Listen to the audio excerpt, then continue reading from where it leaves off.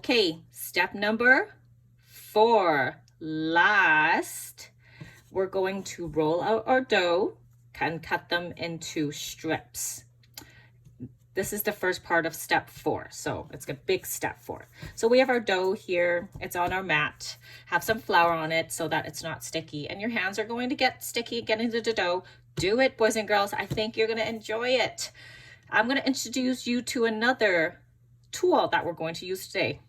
It's called a rolling pin. This is the tool that we're going to use to roll our dough flat. You've played with something like this before at our Play-Doh center. If you don't have a rolling pin, don't worry. If you have a tall glass at home or a jar, anything that's taller and flat and round, you can use that as a rolling pin. In fact, when I was a little girl, my grandmother didn't have a rolling pin. So what does she use? She has a glass bottle that we used to drink juice out of. It was a glass bottle and it was tall this way, like a round this way, and then it tapers out. So she's just used the round part to roll the dough. So that works too, whatever you have. So look for something that's long and round. This is called a cylinder. Here's another word for you. Say that with me, cylinder. It's a big word. Okay, so we're gonna use a rolling pin or cylinder, and then we also need a knife to cut. You probably use a butter knife or a regular paring knife. That works too. So we're gonna put the dough in the middle and we're going to roll it into a rectangle.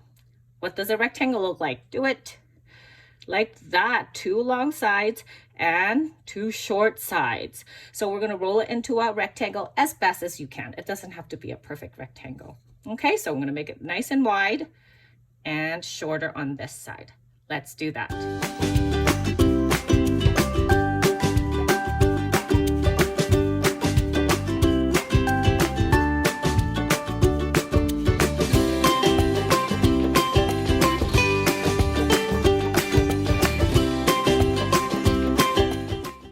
We're ready.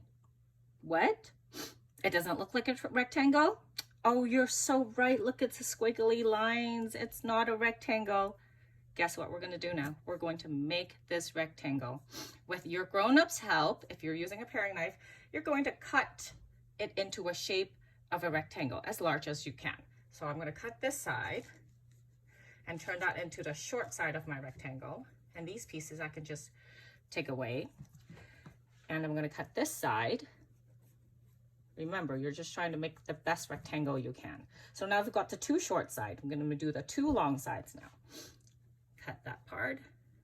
And the dough is really forgiving, so if you rip apart accidentally like this, you can just kind of stretch it and tap on it and glue them back together. It's kind of like Play-Doh. Yeah, and this dough is a lot like Play-Doh. Now we've got the long side. I'm going to get the other long side. I'm going to start right here. Trying to cut with a camera in front of this. It's a little tricky. All right, how about this, boys and girls? What shape does it look like now? A rectangle. 2 long sides and 2 short sides. This is called the length of the rectangle. This is called the width of the rectangle. We got it. I'm gonna cut them into strips. This dough, we'll just save it for later. You can wrap it up or you can roll it into more rectangles and continue to make more. It's up to you. And I'm going to cut this into strips. What that means is you're just going to take your knife and maybe that's Mrs. Ung's 1 finger width. So maybe your 2 finger width, I think. You're going to measure about 2 finger width of your fingers and remember kind of where it is. And you'll cut it straight down as best as you can. If it's kind of crooked, no big deal. It might not look the best, but it will still taste good, I promise. So that's 1 strip. Keep cutting. I'm going to cut all the way down here.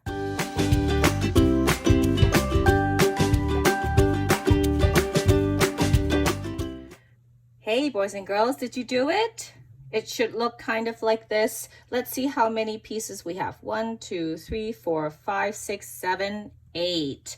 So moms and dads and grown-ups, it would be great if there's even numbers of strips. So if you're at an odd number of strips, just roll out the rest of these and make them into even numbers of strips, because we need a top part and a bottom part of our twist. But because I have enough, I'm just gonna put this dough away, and I'll keep in a Ziploc bag pretty good in the fridge for maybe another day or two. Okay, so next part, we're going to put some jam on these. Here's the trick. You're going to put jam on every second one. So it goes like this. 1, 2, 3, 4, 5, 6, 7, 8. So every other one. So it's like a pattern. No jam, jam. No jam, jam. You say it. Okay, do you remember which one has jam on it?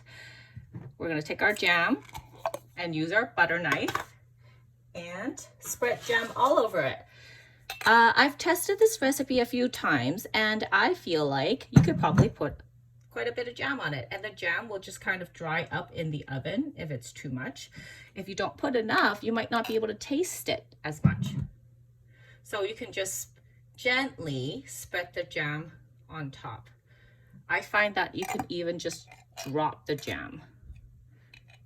So we're gonna do that now, okay?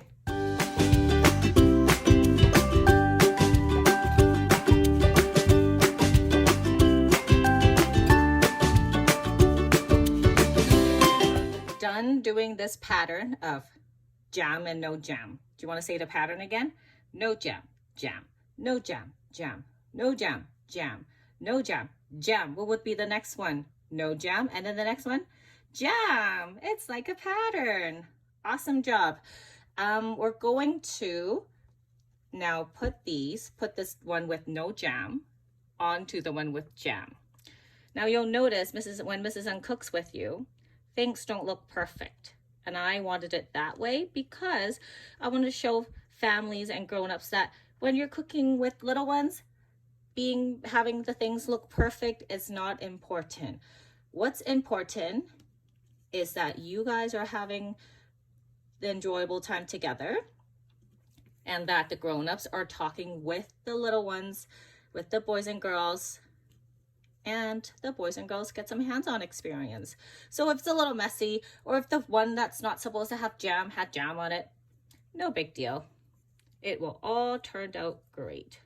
So I think I'm gonna flip this one over so that the jam is with each other. Hey, look, it's like a jam sandwich. We're gonna do a really fun part now. You need to go get your cookie sheet with a piece of parchment paper or wax paper on top.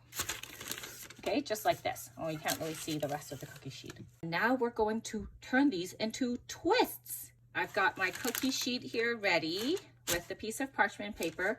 We're going to do the twist part now. This is the very last bit of step 4. I'm gonna move that gently over. I'm gonna turn it this way. And you can do it, you're probably best to do it on the cookie sheet. One hand is going to be at the end of this strip, and one at the top, at the beginning of it. And you're going to turn it 3 times like this. 1, do it again. 2. Now, depending how long your strip is, you might be only able to do 2, but for my size, I can do 3.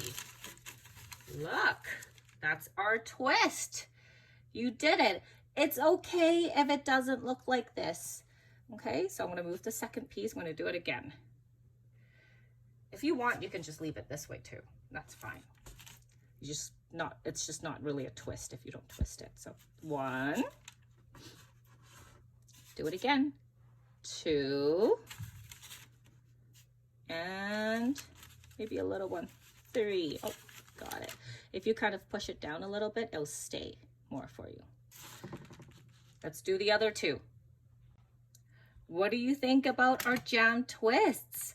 Now, there's But we ended up making 4 twists with this one recipe. Probably you can do 2 more because of the leftover dough. If you have lots of families at home, or if you want to make a bigger batch, more of them, you can easily double the recipe to make more of them, okay? And I wonder if these would freeze really well too. Maybe you can try freezing them so that you can just take out a couple pieces at a time and put them in the oven. We are going to cook these now. We're going to put them into the oven at 350 Fahrenheit for about 10 to 12 minutes until it's nice and brown. Let's go to Mrs. Ung's oven. Bye-bye, twists. We'll see you when you're done in there for 10 to 12 minutes at 350. Here are the ingredients and the amount for today's jam twist recipe.